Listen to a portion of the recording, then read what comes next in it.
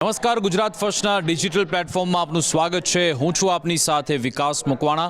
તો આજે વાત કરીશું એક સામાન્ય મોત થયું અને ગુજરાતના સાબરકાંઠામાં એક આખા હની ટ્રેપના ખેલનો પર્દાફાશ થયો છે।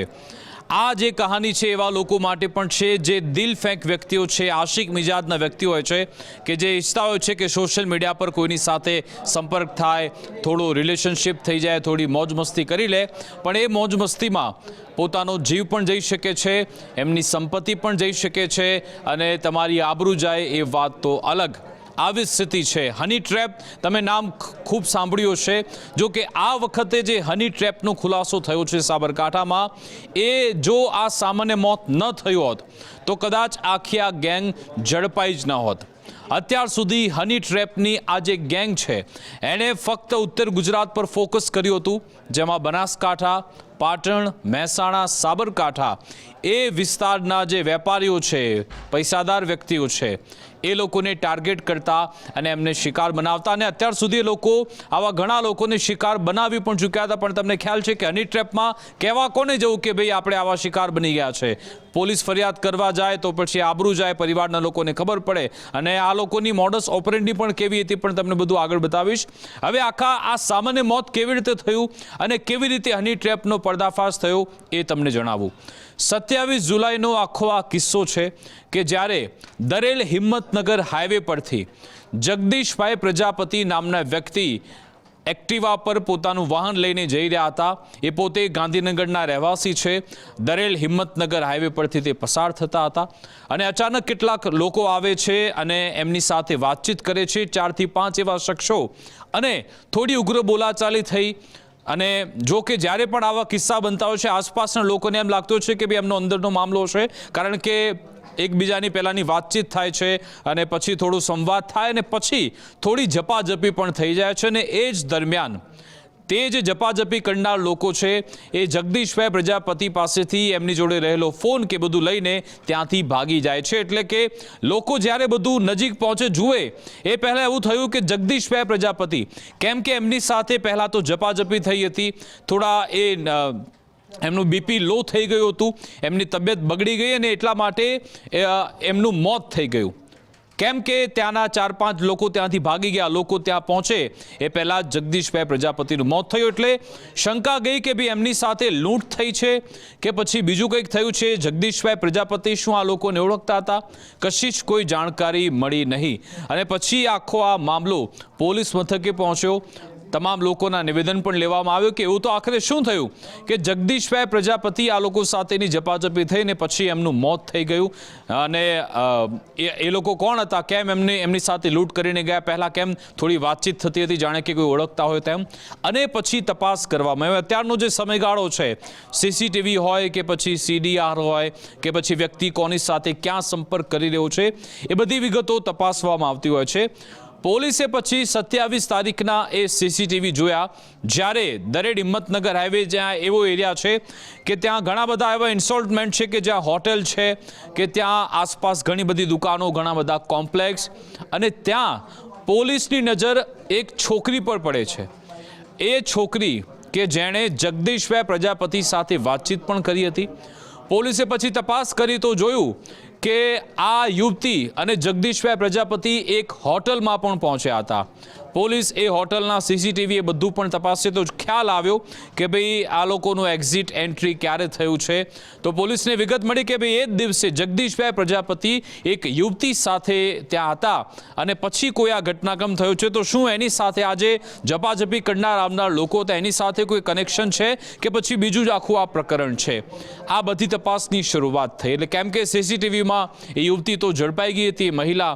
પોલીસ પછી એ બાબતે તપાસ કરવા લાગી અને પોલીસને બાતમી મળી કે ભાઈ આ લોકો ઉદયપુર જઈ રહ્યા છે। સાબરકાંઠા હિંમતનગર હાઈવેથી એ લોકો ટ્રેક પકડીને આ યુવતી અને એની સાથે કેટલાક લોકો જઈ રહ્યા છે ઉદયપુર। એ પહેલાં જ પછી સાબરકાંઠા આપણી ગુજરાત પોલીસ એ લોકોએ આ લોકોને ઝડપી લીધા અને પછી જે ખુલાસો થયો એનાથી પોલીસ પણ ચોંકી ઉઠી અને આખી અલગ જ વિગત સામે આવી। જ્યારે એ સીસીટીવીમાં ઝડપાયેલી યુવતી એની પૂછપરછ થઈ, ઉલટ તપાસ થઈ તો ખબર પડી કે આ એ જ યુવતી છે કે જે હની ટ્રેપની ગેંગ ચલાવેલી હતી. એની સાથે 10થી 12 એવા સાગરીત હતા કે જે એવા લોકોને ઝડપતા હતા કે જેની પાસે સંપત્તિ હોય, જે આરામથી હની ટ્રેપના સકંજામાં આવી જાય. એ જે ગેંગ છે.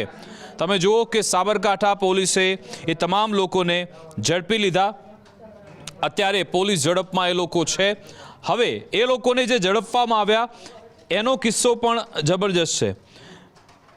આ એ તમામ આરોપીઓ છે. તમે જુઓ લગભગ 10થી 12 એવા શખ્સો, એમાં આ બે બધી મહિલાઓ પણ આવશે.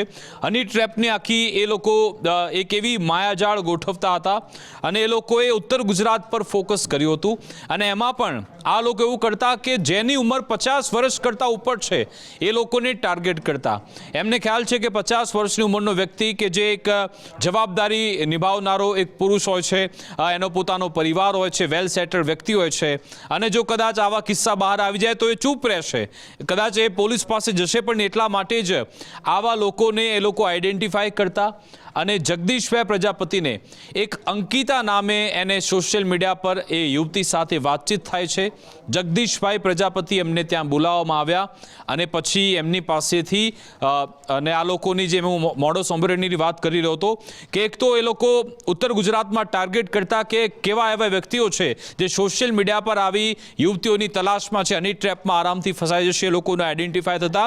પછી આ લોકો પોતાના એવા ફેક એકાઉન્ટ પણ તૈયાર કરતા હતા અલગ જ નામથી, અને પાછા એ એકાઉન્ટમાં થોડા એટ્રેક્ટિવ વિડીયો પણ એ લોકો એમાં નાખતા, જેનાથી લોકો લલચાય, લોકો એ યુવતી સાથે વાતચીત કરવા માટે પ્રેરાય.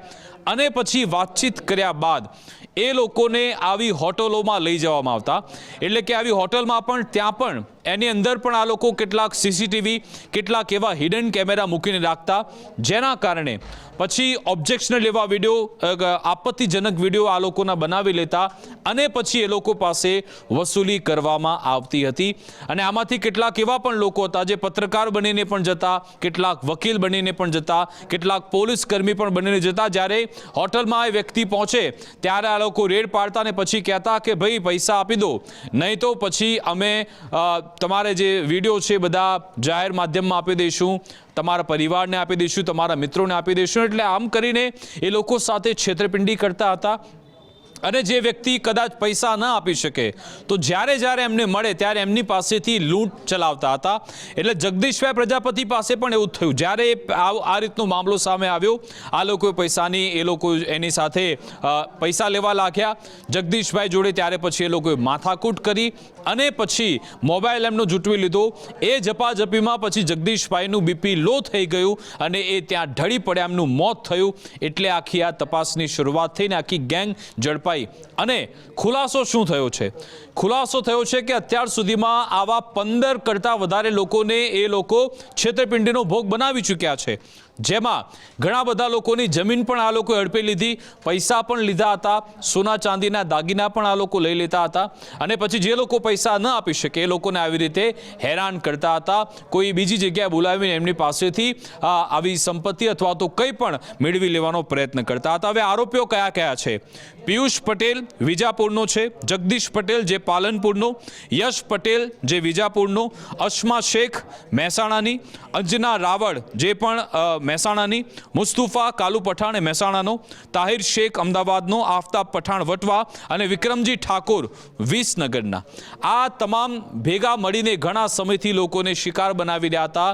જો કે જગદીશભાઈ પ્રજાપતિનું એક સામાન્ય મોત થયું, એ બીપીએમનું લો થઈ ગયું, એના કારણે આખા હની ટ્રેપના કાંડનો પર્દાફાશ થયો છે. તમે વિચારો, કદાચ આવા તો ઘણા બધા લોકો છે, કદાચ જગદીશભાઈ એ વખતે સ્વસ્થ હાલતમાં હોત તો કદાચ એ લોકો જતા પણ રહ્યા હોત, મોબાઈલ લૂંટવીને જતા રહ્યા તો ફક્ત એક એટલા પૂરતો કિસ્સો બની જાત. પણ કેમ કે એમનું મોત થઈ ગયું એટલે પોલીસ આવી ગેંગ સુધી પહોંચી. પોલીસ પણ ચોંકી ગઈ કે ઉત્તર ગુજરાતમાં આવી હની ટ્રેપની ગેંગ સક્રિય છે. આપણે સુરતમાં પણ અગાઉ જોયું હતું કે બિલ્ડરો અને મોટા મોટા વેપારીઓને કેવી રીતે ફસાવવામાં આવે છે. અને આ અત્યારનું નથી, લગભગ છેલ્લા 5-6 વર્ષથી આ ચાલી રહ્યું છે. જો કે છતાં પણ લોકો આવી જાળમાં ફસાયેલા છે. એટલે આમાં શીખવા જેવી બાબત છે. મેં જે શરૂઆતમાં કહ્યું, જે પણ આવા દિલફેંક વ્યક્તિઓ છે, આશિક મિજાજ વ્યક્તિઓ છે, એમણે સતર્ક રહેવાની જરૂરિયાત છે કે તમે સોશિયલ મીડિયા પર કોઈના પર પણ ભરોસો કરી લો છો, કોઈની પણ સાથે તમે સીધી રીતે સંવાદ કરો છો તો તમે આવા જાળમાં ફસાઈ શકો છો, તમારી સંપત્તિ પણ જઈ શકે છે ને આબરૂ પણ જશે ને કેટલાક કિસ્સામાં આવી રીતે તમારા મોત પણ થઈ શકે છે. હવે આશા રાખીએ કે લોકો હવે થોડા એલર્ટ થાય, થોડા સતર્ક થાય. આવી જ રીતે આવી કહાનીઓ, આવા રસપ્રદ સમાચાર, આવી તમામ ઘટનાઓ ડિજિટલ પ્લેટફોર્મથી આપના સુધી અમે પહોંચાડતા રહીશું. અમને રજા આપશો. નમસ્કાર.